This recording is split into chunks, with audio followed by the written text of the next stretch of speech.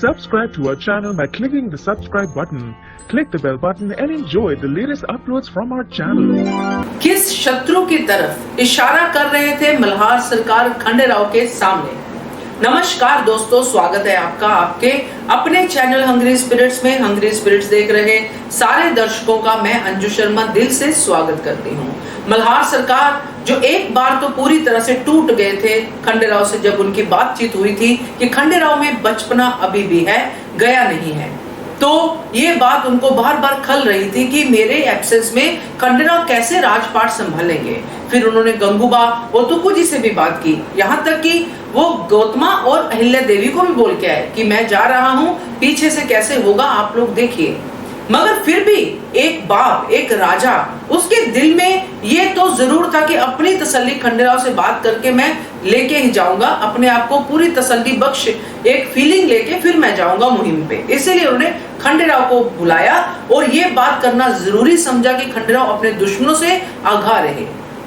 दुश्मन कौन, ये सवाल है दोस्तों। चलिए बात करते हैं, मगर पहले वही गुजारिश, जिन्होंने अभी तक चैनल को सब्सक्राइब नहीं किया कर लीजिए, साथ में दोस्तों बेल आइकन दबाइएगा ताकि आपको हमारे वीडियोस के नोटिफिकेशन मिलते रहे।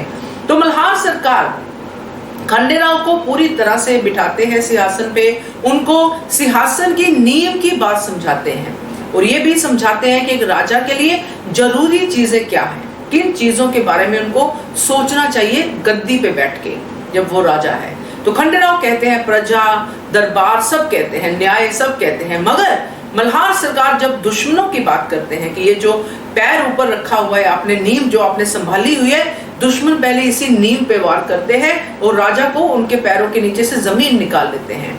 अब खंडेराव एज यूजुअल गुस्से में आ जाते हैं, कौन सा दुश्मन है, क्या है, वो सब वो करते हैं। मगर जब मल्हार सरकार बात करते हैं कि कुछ दुश्मन जो दिखाई नहीं देते हैं, जिनको हम समझ नहीं पाते हैं कि ये दुश्मन है या क्या है, उन दुश्मनों की बात कर रहे हैं। जो तो सामने से दिखाई दे, सामने से वार करे, वो दुश्मन तो हमेशा अच्छा दुश्मन ही होता है, मगर जो अंदर से वार करे, मीठी छुरी बन के वार करे, जो हमें दिखाई ना दे, वो दुश्मन सबसे डेंजरस होता है। इसी को वो समझाने के लिए खंडेराव को वहां पे उन्होंने बुलाया।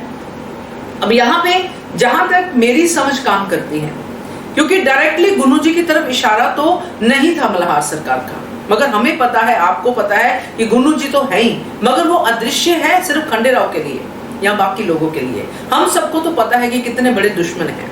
अब यहाँ पे गुन्नू जी की भी बात हो सकती है कि कहीं ना कहीं मल्हार सरकार को ये लगा हो, क्योंकि मल्हार सरकार बहुत ही कामयाब शासक रहे हैं। जिस तरह गुन्नू जी ने डाक विभाग अपनी तरफ किया, खंडेराव का मैसेज खंडेराव तक नहीं पहुंचाया, या जो भी कुछ हुआ उसके बीच में अगर मल्हार सरकार कड़ी से कड़ी जोड़े तो वो गुन्नू जी ही हैं। और खंडेराव गुन्नू जी के खिलाफ एक बात भी सुनने को तैयार नहीं है। एक तो मल्हार सरकार का इशारा इस तरफ हो सकता है, क्योंकि वो गुन्नू जी का नाम नहीं ले सकते हैं, जैसा कि उन्होंने कहा था गंगूबा तात्या से कि रिश्ता बीच में आ जाता है कि मेरे लिए तो उनकी तरफ की भी उतनी ही जरूरी है और खुशी भी है मुझे, मगर बेटा तो बेटा है। तो एक तो ये है। दूसरा दोस्तों, जितना मुझे समझ में आता है, जितना मैं मल्हार सरकार की इंटेलेक्चुअल फीलिंग को समझती हूँ, उस हिसाब से वो खंडेराव के अपने अंदर के दुश्मन की भी बात कर रहे थे कि जो अदृश्य होता है, जो खंडेराव खुद ही अपना दुश्मन बन जाता है, जैसे अपनी ही भावनाओं को इतना ज्यादा वो बढ़ावा देते हैं कि उनको दूसरा कोई दिखाई नहीं देता है। कहते हैं ना कि इंसान कभी कभी अपना दुश्मन खुद ही बन जाता है, और कभी कभी कुछ डेविलिश फंक्शन जिनको हम बोलते हैं दुश्मन, जिनको अदृश्य दुश्मन, वो ऐसी फॉर्म में आते हैं कि आपको लगता है कि यही सबसे अच्छा है मेरे लिए, बट वो वही बुरा होता है, क्योंकि वो इतने अच्छे तरीके से आपको सामने एक दृश्य दिखाया जाता है दुश्मन द्वारा कि आपको वही चीज अच्छी लगती है, वही आपको सब ठीक लगता है, और वो आप ही के अंदर से पैदा किया हुआ होता है। जैसे कि अभी खंडेराव ने जो अहिल्या से कहा, मैं एक पल भी तुम्हें अकेला नहीं छोड़ूंगा, ये डेविलिश फंक्शन है दोस्तों। यहाँ पे खंडेराव ये भूल रहे हैं कि अहिल्या खुद भी सक्षम है अपनी रक्षा करने के लिए, मगर वो एक प्रोटेक्टिव फोर्स बनने की कोशिश कर रहे हैं, जबकि वो प्रोटेक्टिव फोर्स जो है ना सिर्फ अहिल्या के लिए होनी चाहिए बल्कि पूरे राज्य के लिए होनी चाहिए।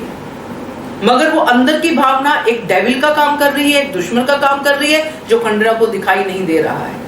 इसीलिए मल्हार सरकार ने मेरे हिसाब से दो तरह के दुश्मनों की बात की है, जो अदृश्य, जो कह रहे हैं कि खंडेराव दोनों के लिए अपनी भावनाओं को बहुत ही ज्यादा अच्छे से लेके आए हैं।